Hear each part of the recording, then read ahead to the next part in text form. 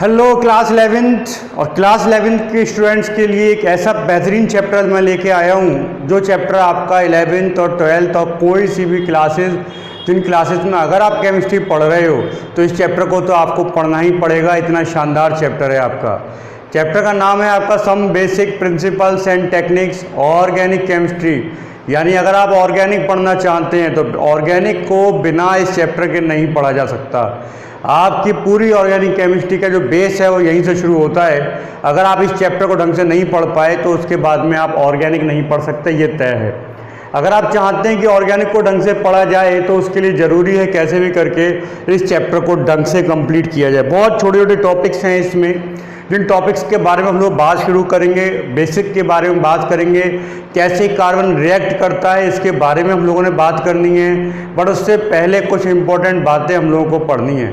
Actual में organic कहाँ से आया इसके बारे में बात करते हैं, ठीक है। कहना चाहिए कि आज मैं आपसे बात करूंगा हिस्ट्री ऑफ ऑर्गेनिक केमिस्ट्री, यानी कहाँ से उत्पत्ति हुआ ऑर्गेनिक केमिस्ट्री का, कहाँ से साइंटिस्ट के दिमाग में ये बात आया कि हम लोगों को ऑर्गेनिक भी कुछ हो रहा है या ऑर्गेनिक भी कुछ होता है, इसके बारे में कुछ हम लोगों को बताना चाहिए या पढ़ना चाहिए।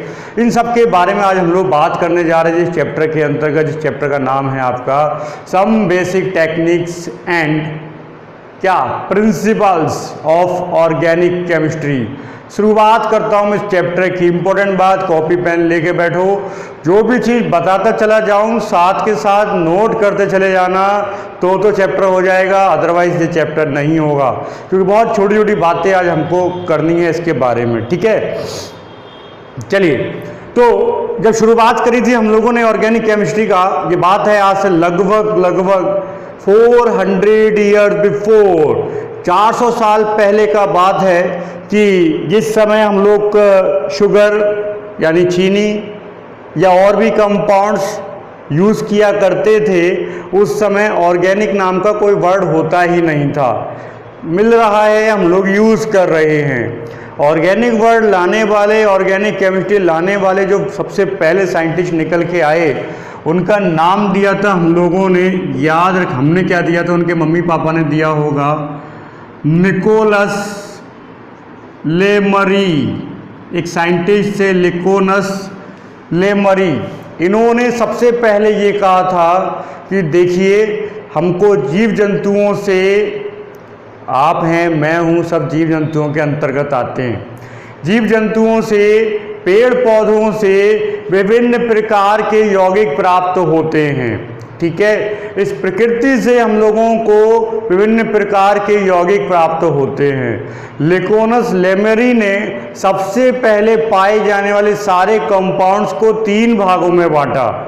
निकोलस लेमरी ने सबसे पहले कंपाउंड्स जितने भी हैं उनको 3 भागों में बांटा था। कौन कौन से हैं याद करते चलना, नोट करते चलना। देखिए मैं बता दूं, ऑर्गेनिक के बारे में पहले लोग कम जानते थे। उसके बाद में निकोलस लेमरी नाम के एक साइंटिस्ट आए और उन साइंटिस्ट ने सबसे पहला काम क्या किया, बोले हम सारे कंपाउंड्स को 3 भागों में डिवाइड करेंगे ताकि आसानी से इसको स्टडी किया जा सके। उन्होंने क्या करा, सबसे पहले जो कंपाउंड्स बनाए हैं उनको नाम दे दिया मिनरल्स, यानी खनिज नाम दे दिया।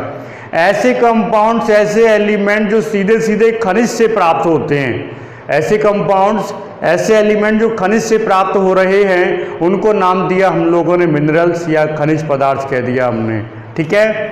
सेकंड नंबर पे इन्होंने नाम दिया था, वो था आपका वनस्पति से प्राप्त होने वाले। किससे प्राप्त होते हैं हमारे, जो हमको प्राप्त होते हैं आपके वनस्पति से। और वनस्पति को हम लोग क्या कहते हैं, वनस्पति को कहते हैं हम लोग वेजिटेबल्स, ठीक है। तो वेजिटेबल्स बोल दिया इन्होंने, दूसरे कंपाउंड जिनको प्राप्त कर रहे थे आप वेजिटेबल्स से। और तीसरा टाइप जो उन्होंने बनाया, वो बनाया जिनको प्राप्त किया जा रहा था एनिमल से। ध्यान देना, निकोलस लेमरी जो साइंटिस्ट आए, उन्होंने सारे के सारे केमिस्ट्री के जितने भी कंपाउंड थे उन कंपाउंड्स को 3 भागों में डिवाइड किया था। मिनरल्स जैसे सोना, चांदी, प्लेटिनम, जितने भी एलिमेंट्स हैं वो।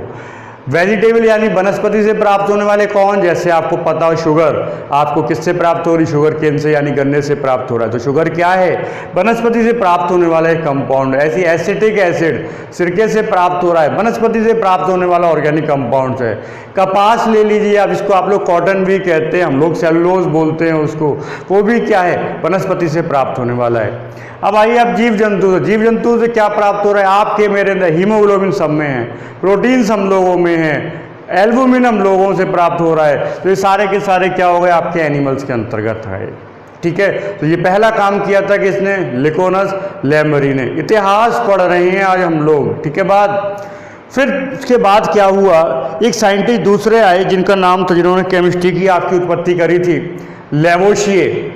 और लेवोशिए ने ये बताया, देखिए भाई वेजिटेबल्स और एनिमल्स से जो प्राप्त हो रहे हैं, साइंटिस्ट का नाम था आपका लेवोशिए। लेवोशिए ने ये कहा कि भाई देखिए जो भी वेजिटेबल्स से जितने भी आप कंपाउंड्स प्राप्त कर रहे हो और आपको जितने भी एनिमल्स से प्राप्त हो रहे हैं, उन कंपाउंड्स में एक बात कॉमन है कि दोनों में कार्बन और हाइड्रोजन जबरदस्त मात्रा में प्राप्त है, जबरदस्त मात्रा में वहाँ पे कार्बन और हाइड्रोजन उपस्थित है, तो इन दोनों को अलग अलग डिवाइडेशन देने की ज़रूरत नहीं है। ये बात कहा था किसने, लेवोशिए ने। लेवोशिए ने कहा कि आपने जो 3 डिवाइडेशन कर रखे हैं मिस्टर निकोलस लैमरी, ये 3 डिवाइडेशन की बिल्कुल भी ज़रूरत नहीं है, 2 डिवाइडेशन से ही काम हो सकता है, ओनली 2 डिवाइडेशन। और लेवोशिए ने जो 2 डिवाइडेशन किए, उसमें पहला डिवाइडेशन किया जिसको नाम दे दिया इन्होंने ऑर्गेनिक। क्यों कह दिया ऑर्गेनिक, इन्होंने कहा जिस कंपाउंड की उत्पत्ति वेजिटेबल्स और एनिमल्स यानी वनस्पति से और जंतु से जितने भी कंपाउंड्स प्राप्त होंगे केमिस्ट्री में, वो सारे के सारे कंपाउंड्स ऑर्गेनिक में चले जाएंगे। और जिनको आप नेचर से प्राप्त कर रहे हो, इसके अतिरिक्त जितने भी हैं उसको हम लोगों ने नाम दे दिया, किसके अंतर्गत चले गए, वो चले गए आपके इनऑर्गेनिक के अंतर्गत। यानी जंतुओं से और वनस्पति से प्राप्त होने वाले कंपाउंड्स के अलावा, जंतुओं से और वनस्पति से प्राप्त होने वाले कंपाउंड्स के अलावा जितने भी कंपाउंड्स आप लोगों को प्राप्त हो रहे हैं, उन्हें सामूहिक रूप से हम लोगों ने इनऑर्गेनिक के अंतर्गत रखा है। और जंतुओं से जितने भी प्राप्त हो रहे हैं, एनिमल्स से प्राप्त हो रहे हैं या वनस्पति से जो प्राप्त हो रहे हैं, उन सबको हमने ऑर्गेनिक में रखा। और ये डिवाइडेशन किया था मिस्टर लेवोशिए ने, याद रखिएगा आप इस चीज़ को। फिर जब ये डिवाइडेशन हो गया तो उसके बाद में क्या हुआ, इस डिवाइडेशन के बाद में, क्योंकि हम ऑर्गेनिक की बात कर रहा हूँ मैं, इस समय इनऑर्गेनिक की बात नहीं करूँगा आपसे, तो उन ऑर्गेनिक कंपाउंड्स को देखा गया, उन ऑर्गेनिक कंपाउंड्स को उठाया गया। और एक बात निकल के आ रही थी, वो बात क्या निकल के आ रही थी, बोले ज़्यादातर ऑर्गेनिक कंपाउंड जो हैं वो एनिमल्स से मिल रहे हैं या वनस्पति से मिल रहे हैं, वेजिटेबल से मिल रहे हैं। इसका मतलब क्या, इसका मतलब ये कि इनको लैब में नहीं बनाया जा सकता। ये कहा था, एक साइंटिस्ट आए थे जिनका नाम था वोहलर, ठीक है, एक साइंटिस्ट थे जिनका नाम था वोहलर। और आप जानते हैं वोहलर का एक सिद्धांत आया था जिसे जैव शक्ति सिद्धांत कहते हैं, आपने 9th या 10th की बुक्स में देखा होगा, जैव शक्ति सिद्धांत कहा जाता है। वोहलर का जैव शक्ति सिद्धांत ये कहता था कि भाई किसी भी ऑर्गेनिक कंपाउंड्स को लैब में बना पाना संभव नहीं है, जंतुओं में, वनस्पतियों में विशेष प्रकार का एक विटल फोर्स है, एक जैव शक्ति है जिससे इन ऑर्गेनिक कंपाउंड्स की उत्पत्ति होती है, इसमें हम लोग कुछ नहीं कर सकते। किसने कहा था, वोहलर ने कहा था। नहीं, गलत हो गया। वोहलर ने तो पहला ऑर्गेनिक कंपाउंड बना दिया था, वोहलर ने तो पहला ऑर्गेनिक कंपाउंड बना दिया था। किसने कहा था, बर्जीलियस ने कहा था। गलत बोल गया मैं, सॉरी। यहाँ पे एक वैज्ञानिक और आ गए जिनका नाम था बर्जीलियस, और बर्जीलियस का ही था विटल थ्योरी यानी जैव शक्ति सिद्धांत। और बर्जीलियस ने कहा कि किसी भी ऑर्गेनिक कंपाउंड को लैब में बना पाना संभव नहीं है। बट वोहलर, आप लोगों की तरह कोई युवा साइंटिस्ट, इसने क्या करा, सबसे पहले बना के तैयार कर दिया ऑर्गेनिक का एक विशेष कंपाउंड जिसको इससे पहले केवल प्राप्त किया जा सकता था एनिमल्स के यूरिन से। यानी एनिमल्स की यूरिन से ही हम लोगों को प्राप्त होता था वो कंपाउंड। शुरुआत में वो कंपाउंड का नाम था यूरिया, और यूरिया को वोहलर ने सबसे पहले लैब में बना के दिखाया था। किसकी सहायता से बनाया था इनने, अमोनियम सल्फेट और अमोनियम सल्फेट के साथ में ले लिया था पोटेशियम साइनेट। इनकी रिएक्शन के फलस्वरूप इन्होंने बना के दिखाया। और जैसे ही वोहलर ने ऑर्गेनिक का एक कंपाउंड तैयार किया, पूरी केमिस्ट्री डिपार्टमेंट में तहलका मच गया था। बोले यार ऑर्गेनिक के कंपाउंड भी लैब में बनाए जा सकते हैं। फिर तो कोलवे आ गए, कोलवे ने आपका एल्डिहाइड बना डाला, एल्कोहल बना डाला। और वैज्ञानिक आए, उन्होंने मेथेन, बर्थोले आए थे, बर्थोले ने मेथेन बना डाली। उसके बाद तो ऐसा करो कि झड़ी सी लग गई। इनऑर्गेनिक के तो कम निकल रहे थे, ऑर्गेनिक के बहुत सारे कंपाउंड आपके और हमारे सामने आने लगे, लैब में बनने लगे। बहुत सारे कंपाउंड लैब में बनना शुरू हो गए इस वोहलर के वजह से। ठीक है ना बात। तो अब क्या हुआ, जब बहुत सारे ऑर्गेनिक कंपाउंड बनना शुरू हो गए तो वजह क्या थी, वो कंपाउंड क्यों बन रहे थे, और जो कंपाउंड बन रहे थे उनका बनने का सबसे बड़ा लॉजिक क्या था, वो था कार्बन। कार्बन कैसे? क्योंकि कार्बन में एक स्पेशल प्रॉपर्टी पाई जाती है। ठीक है, मैं थोड़ा सा इसको डिलीट कर देता हूं, आप इसको नोट करते चलना सब कुछ। ओके, तो कार्बन में एक स्पेशल प्रॉपर्टी पाई जाती है। उस प्रॉपर्टी के कारण कार्बन के बहुत सारे कंपाउंड्स इस पृथ्वी पे उपस्थित हैं और बहुत सारे कंपाउंड्स हम लोग बनाते रहते हैं। इसे कहते हैं कैटिनेशन, हिंदी में कहते हैं हम लोग श्रृंखलन का गुण। कैटिनेशन कह दीजिए आप, श्रृंखलन का गुण कह दीजिए। क्या कहता है कैटिनेशन? कैटिनेशन कहता है कि कार्बन में क्या होता है, कार्बन में प्रकृति होती है अन्य कार्बन परमाणु के साथ जुड़कर लंबी से लंबी श्रृंखला को बना देना। इनऑर्गेनिक में इतना नहीं होता। तो कार्बन में एक जबरदस्त प्रॉपर्टी पाया था कैटिनेशन का, उसका बॉन्ड डिसोसिएशन एनर्जी बहुत अधिक होता है, बंध तोड़ने के लिए आवश्यक ऊर्जा। बॉन्ड डिसोसिएशन एनर्जी बहुत अधिक है, कार्बन में कैटिनेशन गुण पाया जाता है। कार्बन कैटिनेशन के कारण क्या करता है, अपने जैसे अन्य कार्बन के साथ में जुड़कर लंबी से लंबी श्रृंखला बना सकता है। और जब ये लंबी से लंबी श्रृंखला बना सकता है तो कॉमन सेंस की बात है, इसके बहुत सारे यौगिक इस प्रकृति में पाए जाते हैं। ठीक है, और उन सारे यौगिक को कंबाइन रूप से हम लोग रसायन विज्ञान की जिस शाखा में पढ़ते हैं उसी को नाम दिया है हमने कार्बनिक रसायन या ऑर्गेनिक केमिस्ट्री। उसी को हम लोगों ने नाम दिया कार्बनिक रसायन या ऑर्गेनिक केमिस्ट्री। ध्यान दीजिए, कार्बनिक रसायन या ऑर्गेनिक केमिस्ट्री नाम दिया रसायन विज्ञान की वह शाखा जिसके अंतर्गत कार्बन तथा कार्बन से बने हुए यौगिकों का अध्ययन किया जाता है, परंतु कार्बोनेट, ऑक्साइड्स, साइनाइड्स आदि को छोड़कर। ध्यान रखना इस बात को। कार्बोनेट आप बना दो CO2 तो वो ऑर्गेनिक नहीं है, इस बात को ध्यान रखना आप लोग। कार्बन डाइऑक्साइड बना दो तो वो ऑर्गेनिक नहीं है, इस बात को ध्यान रखें आप लोग। ठीक है, लेकिन उसके अलावा जितने भी कार्बन के कंपाउंड्स आते हैं जिनमें कार्बन आता है, हाइड्रोजन आता है, वो सारे के सारे कंपाउंड हम लोग ऑर्गेनिक केमिस्ट्री के अंतर्गत ही पढ़ते हैं और इसीलिए आपका ऑर्गेनिक केमिस्ट्री को बनाया गया। ठीक है बात। ये खेल था ऑर्गेनिक केमिस्ट्री का जो शुरू होता है यहाँ से। इसका सीधा सा मतलब तो ये कि अगर आप वास्तव में ऑर्गेनिक पढ़ना चाहते हो तो इसके लिए जरूरी है कि कार्बन के बारे में समझा जाए। तो पहले मैं आपको कार्बन के बारे में बताता हूँ क्या है कार्बन। बाद में चैप्टर तो या बाद में पढ़ोगे, मैं बताऊंगा आपको चैप्टर में क्या क्या पढ़ना है, लेकिन पहले ये चेक करो कि कार्बन का खेल क्या है, कार्बन कौन सा खेल खेलता है, इसको चेक करते हैं हम लोग। ठीक है, ध्यान दीजिए जरा इस बात पे। चलिए भैया, अब बात करते हैं हम लोग कार्बन के बारे में। एक बहुत प्यारा सा तत्व जिसने तहलका मचा दिया पूरी आवर्त सारणी में। आज के ज़माने में 118 तत्व उपस्थित हैं, लेकिन कार्बन एक ऐसा तत्व होता है जिसने सब में तहलका मचा रखा है, क्योंकि सबसे ज़्यादा कंपाउंड कार्बन ही बनाता है। क्यों बनाता है? क्योंकि आपको पता है कार्बन में कैटिनेशन का गुण पाया जाता है। कैटिनेशन का मतलब क्या है? सीधी सी बात है, carbon single bonded, double bonded, triple bonded कहीं से भी जुड़कर विभिन्न प्रकार के कंपाउंड्स का निर्माण करता है और इसीलिए बहुत सारे कंपाउंड पाए जाते हैं। और इसीलिए ज़रूरी है कि सबसे पहले क्या पढ़ा जाए, सबसे पहले पढ़ा जाए हम लोग कि कार्बन किस प्रकार से बंध बनाता है, क्या कहानी है कार्बन की, इस चीज़ को समझिए। देखिए, कार्बन का एटॉमिक नंबर होता है 6। इसका इलेक्ट्रॉन विन्यास कर दूँ मैं 1s2 2h2 2p2। ये कंडीशंस है कार्बन का। ओके, 1 2 3 4 आउटर मोस्ट का मैंने ऑर्बिटल्स बना रखे हैं। 2 जगह खाली हैं, यानी आने वाला कोई भी केमिकल बॉन्डिंग में बताया है ये बात मैंने।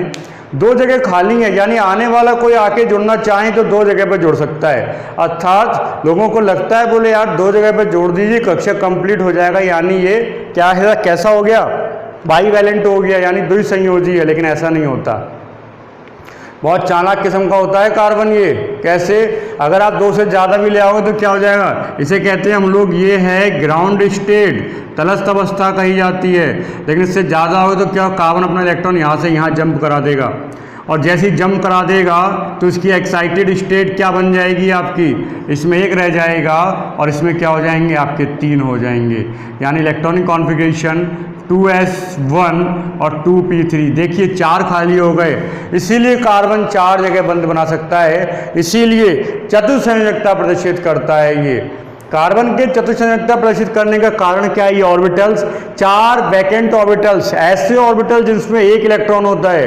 कार्बन के ऐसे ऑर्बिटल जिनमें 1 इलेक्ट्रॉन होता है, ऐसे ऑर्बिटल्स को वो रखता है अपने पास में जिनमें अन्य परमाणु आके क्या कर सकते हैं, बॉन्ड्स बना सकते हैं। यही वजह है कार्बन 4 बॉन्ड बनाता है, 4 जगह पर जुड़ सकता है, और 4 जगह पर जुड़ता चला जाएगा। आप इमेजिन कीजिए कितने सारे बॉन्ड बनाएगा, कितने सारे बॉन्ड बनाएगा, और इसीलिए कार्बन के सबसे ज़्यादा यौगिक प्रकृति में पाए जाते हैं। ठीक है, याद रखना आप लोग। आगे बात करता हूँ मैं। अब ये क्या जो कार्बन आप बता रहे हो, इस कार्बन में अगर मैं आकृति का बात करूँ, कौन कौन सा आकृति कार्बन चलता है, तो देखिए कार्बन में 3 प्रकार के संकरण पाए जाते हैं। एक sp, sp2 और sp3, 3 प्रकार के संकरण। क्योंकि sp3 का मतलब हो गया 4 कक्षा के, मैंने केमिकल बॉन्डिंग में इसके बारे में बात किया है। sp3 का मतलब हो गया 4 कक्षा के, और 4 ही कक्षा के आपको पता हो 4 कक्षा के बंध बनाने में पार्टिसिपेट करती हैं। ठीक है ना, तो मैक्सिमम sp यानी 2, sp2 यानी 3 कक्षा के, sp3 यानी 4 कक्षा के। ठीक है, ध्यान दीजिए, इसमें आपका 50% s करेक्टर होता है, 50% आपका p करेक्टर होता है, आप जानते हो। ठीक है, अब इसकी बात करूं तो 33% s होता है, और कितना रह गया 33 के अलावा 66% होता है आपका p, और इसकी बात करूं तो 25% s करेक्टर। एक बढ़िया सी हिंट बताता हूं, याद रखना आप लोग, लेकिन ये बात हिंट है केवल, जरूरी नहीं ऐसा हो। ट्रिपल बॉन्डेड कंपाउंड में, ऑर्गेनिक में अगर कार्बन ट्रिपल बॉन्डेड चल रहा है, कार्बन ट्रिपल बॉन्डेड चल रहा है, तो sp हाइब्रिडेशन में चलता है वो। और sp हाइब्रिडेशन में जो इसका ज्योमेट्री होती है, आकृति होती है, वो कैसी हो जाती है, लीनियर यानी रेखीय हो जाती है। कैसी हो जाती है, रेखीय।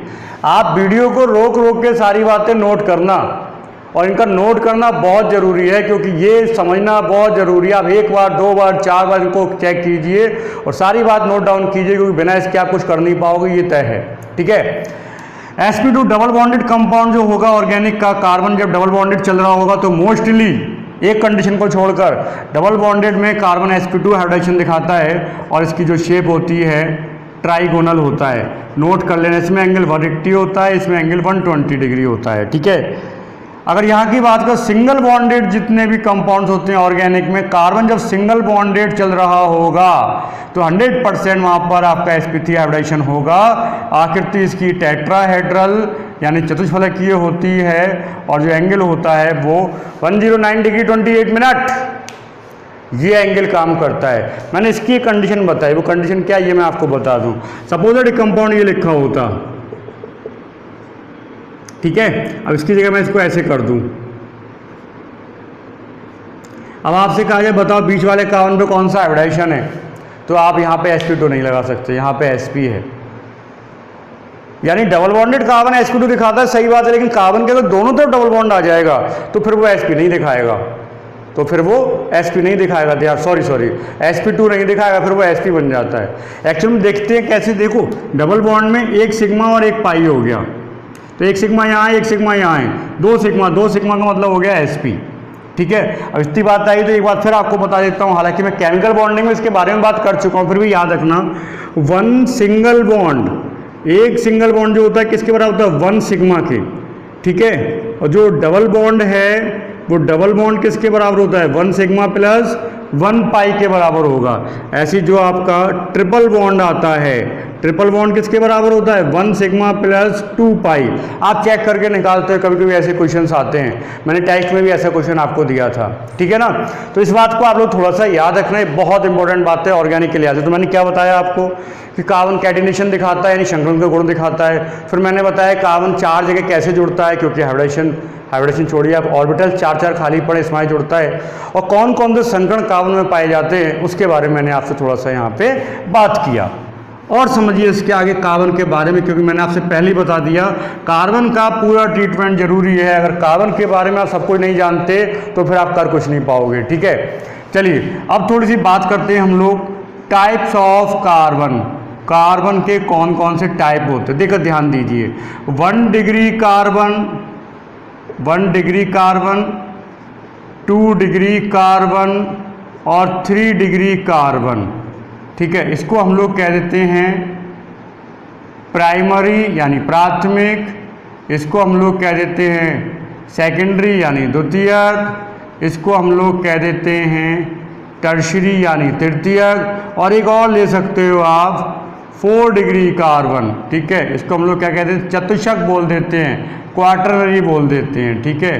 क्वार्टरनरी कर दीजिए आप, चतुष्क बोल दीजिए। तो 4 प्रकार के कार्बन किसी कार्बन कंपाउंड्स में प्रेजेंट रहते हैं। प्राइमरी, इसको शॉर्ट में 1 डिग्री लिख दिया जाता है, 1 डिग्री कार्बन, इतना लंबा कौन लिख के बार बार यूज़ करते हैं। दूसरा है आपका सेकेंडरी कार्बन, तीसरा है टर्शरी कार्बन, चौथा है आपका क्वार्टरनरी कार्बन, चतुष्क कार्बन परमाणु, ठीक है बात। अब क्या होते हैं, आप इस चीज़ को समझिए। किसी ऑर्गेनिक कंपाउंड में, ध्यान देना आप इस बात पे, किसी ऑर्गेनिक कंपाउंड में यदि कार्बन केवल अन्य एक कार्बन से जुड़ा हुआ है तो समझ लेना वो प्राइमरी कार्बन है। ऐसा कार्बन जो अन्य एक कार्बन से जुड़ा हो उसे प्राइमरी कहते हैं। ऐसा कार्बन जो अन्य 2 कार्बन से जुड़ा होगा उसे द्वितीयक कहेंगे। ऐसा कार्बन जो अन्य 3 से जुड़ा होगा उसे तृतीयक कहेंगे, और ऐसा कार्बन जो अन्य 4 से जुड़ा होता है उसे चतुष्क कहा जाता है। कैसे, मैं आपको एग्जाम्पल से बताता हूँ, ऐसे समझ में नहीं आएगा आपके। प्राथमिक, द्वितीयक, तृतीयक, चतुष्क कार्बन क्या है। सपोज दैट एक कंपाउंड ये लिखा हुआ है, ठीक है। एक इस तरीके से कंपाउंड लिखा हुआ है, मान लीजिए ये आ गया। अब आपसे कहा जाए कि बताइए इसमें कौन सा प्राइमरी कार्बन है, कौन सा सेकेंडरी कार्बन है, कौन सा टर्शरी है और कौन सा क्वार्टरनरी है, तो कौन सा बताओगे आप, कैसे बताओगे, इस बात पे आप थोड़ा सा ध्यान दीजिए, ठीक है बात। देखिए मैंने कहा ऐसा कार्बन जो अन्य एक कार्बन से जुड़ा हो, ऐसा कार्बन जो अन्य एक कार्बन से जुड़ा हो उसको नाम देते हैं हम लोग क्या, प्राथमिक कार्बन। ऐसा कार्बन जो अन्य एक कार्बन से जुड़ा हो उसको हम लोग प्राथमिक कार्बन नाम देते हैं। यानी ये फर्स्ट कार्बन आपका प्राथमिक कार्बन है क्योंकि ये केवल एक से जुड़ा हुआ है। चेक करो, ये वाला कार्बन इससे जुड़ा हुआ है, इसको चेक करते हैं। ये वाला कैसा है, देखिए ये वाला कार्बन इधर जुड़ा है, ये वाला कार्बन इधर जुड़ा है, ये वाला कार्बन इधर जुड़ा हुआ है, यानी इसको क्या कहेंगे हम लोग, टर्शियरी कार्बन कहेंगे, ठीक है बात। इसको चेक कीजिए, ये इधर जुड़ा है, ये इधर जुड़ा है, तो इसको क्या कहेंगे हम लोग, सेकेंडरी कार्बन कहेंगे। इसको चेक कीजिए, ये वाला 1 2 3 4 कार्बन से जुड़ा है, इसको क्वार्टरनरी यानी चतुष्क कार्बन कहेंगे। ऊपर वाला एक कार्बन से जुड़ा है, इसको प्राइमरी, ये एक से जुड़ा है, इसको प्राइमरी, ये एक से जुड़ा है, इसको प्राइमरी। चेक कीजिए, कार्बन कार्बन का चैन बना हुआ है, एक कार्बन जितने कार्बन से जुड़ा होगा उसी के लिए हम लोग बात कर रहे हैं यहाँ पर, ठीक है। जब एक कार्बन अन्य एक कार्बन से जुड़ा हो, कोई भी कार्बन केवल एक कार्बन से जुड़ा हो तो उसको हम लोग प्राइमरी कह देते हैं, 2 से जुड़ा होगा उसको सेकेंडरी कह देते हैं, 3 से जुड़ा होगा उसको टर्शरी कह देते हैं, 4 से जुड़ा होगा उसको हम लोग क्वार्टरनरी कह देते हैं। दूसरी बात ध्यान दीजिए, सपोज दैट ऐसा कार्बन जो किसी से ना जुड़ा हो, CH4 मान लीजिए किसी से नहीं जुड़ा हुआ है, वैसे तो इसको आपको 0 डिग्री कहना चाहिए, बट हम लोग इसको भी प्राइमरी के अंतर्गत ही रख लेते हैं, ठीक है। ये अकेला एक ऐसा ही होगा तो 0 डिग्री भी कह सकते हो इसको, या प्राथमिक भी कह सकते हो, ठीक है बात। तो प्राथमिक, द्वितीयक, तृतीयक, चतुष्क आपको पता होना चाहिए। दूसरी बात पे ध्यान दीजिए, ये जो चैन बनाते हैं ना हम लोग, इस चैन का बढ़िया बनाना आना चाहिए आपको। और चैन बनाते समय एक बात का ध्यान रखा करो, कार्बन 4 जगह जुड़ता है। अगर कार्बन 4 जगह जुड़ा हुआ नहीं है, इट्स मीन कार्बन बैलेंस नहीं है। अगर कार्बन 4 जगह जुड़ा हुआ नहीं है, इट्स मीन कार्बन बैलेंस नहीं है। आपको कार्बन को बैलेंस करना पड़ेगा तभी चैन बनेगा। जैसे मान लो अगर मैं ऐसे करके लिख दूं, अब मैं आपसे कहूं बताओ क्या ये कंपाउंड है, no it is not a compound, but why? Because all the carbon are not satisfied, all the carbon are not attach with 4 atoms या 4 बॉन्ड। यहाँ पे केवल एक बॉन्ड दिखाई दे रहा है, 3 जगह किसी न किसी को आना पड़ेगा। जब तक 3 जगह पे कुछ नहीं आ सकता तब तक कंपाउंड नहीं बन सकता। सपोज मैंने इन 3 जगह पे हाइड्रोजन जोड़ दिए, ठीक है, ये 3 जगह पे हाइड्रोजन जोड़ दिए, ये 2 जगह ऑलरेडी जुड़ा हुआ था, मैंने इसको 2 जगह पे और जोड़ दिया, ये 1 जगह जुड़ा हुआ था, मैंने इसको 3 जगह पे और जोड़ दिया। यानी अब मैं अगर देखो आप चेक करो सारे के सारे कार्बन आपके किस प्रकार के हैं, 4 जगह जुड़े हुए, चेक कीजिए। पुरानी बात भी रिवाइज कर देता हूँ, ये आपका प्राइमरी कार्बन कहलाएगा, ये सेकेंडरी कहलाएगा, ये प्राइमरी कहलाएगा। ये वाला 2 जगह जुड़ा हुआ है इसलिए सेकेंडरी कहलाएगा, ये वाला प्राइमरी हो गया, ये वाला प्राइमरी हो गया, ठीक है। तो आप इसको इकट्ठा करके ऐसे भी लिख सकते हो, CH3 CH2 CH3। ध्यान दीजिए, जब आपने यहाँ पे CH3 लिख दिया इसका मतलब ये नहीं है कि ये बॉन्ड हाइड्रोजन से बन गया, इसके बनने में भी कार्बन से कार्बन जुड़ा हुआ है, इसके बनने में भी कार्बन से कार्बन जुड़ा हुआ है, इसलिए जस्ट रिलैक्स, इसमें कोई दिक्कत वाली बात नहीं, आप आराम से बता सकते हो, कोई समस्या नहीं, ठीक है। अब आप एक काम करना, मैं आपको होमवर्क के रूप में बता रहा हूँ, आपका प्रैक्टिस होगा तो फिर आप अच्छा कर पाओगे, क्योंकि आप ऑर्गेनिक की शुरुआत कर रहे हो इसलिए इन चीज़ों का पता होना बहुत ज़रूरी है आपके लिए। तो आपने करना क्या है, आप नंबर 1 से लेकर नंबर 10 तक के, नंबर 1 से लेकर नंबर 10 तक जैसे मैंने स्ट्रक्चर बनाए हैं ऐसे आप भी बनाओ। जैसे मैंने 3 कार्बन वाला बनाया, तो 3 कार्बन को आपस में जोड़ा, उसके बाद उनको बैलेंस किया और उसके बाद में ऐसे लिख के देखा।